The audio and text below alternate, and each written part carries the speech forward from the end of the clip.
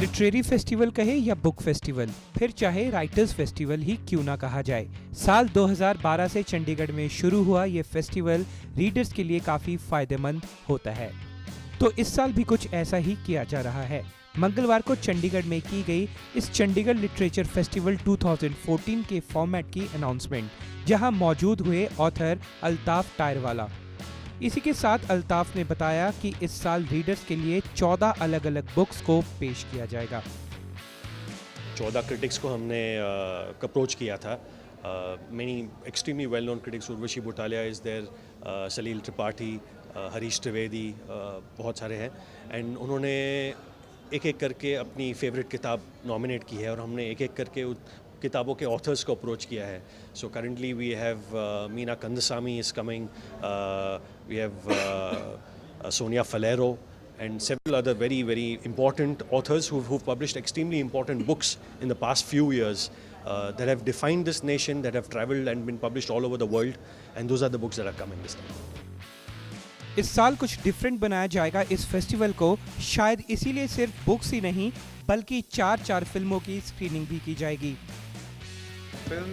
तीन फिल्म्स हैं, 4 फिल्म्स हैं इनफैक्ट। राजा सेन ने डेढ़ इश्किया को नॉमिनेट किया है, तो वो कन्वर्सेशन में होंगे अभिषेक चौबे के साथ। राजीव मसंद और मयंक शेखर ने एक ही फिल्म लक बाय चांस को नॉमिनेट किया है, जोया अख्तर के साथ कन्वर्सेशन में होंगे। एंड अजय ब्रह्मात्मज ने शाहिद को नॉमिनेट किया है, तो हंसल मेहता के साथ कन्वर्सेशन में होंगे। प्लस एक फिल्म है पैसिव यूथनेशिया में चेतन शाह की, जो कि which is going to be discussed. Author Altaf का कहना है कि लिटरेचर को लिखने का मतलब है समाज को समझना। This year also we have a Punjabi book and a Hindi book, and we have a panel discussion.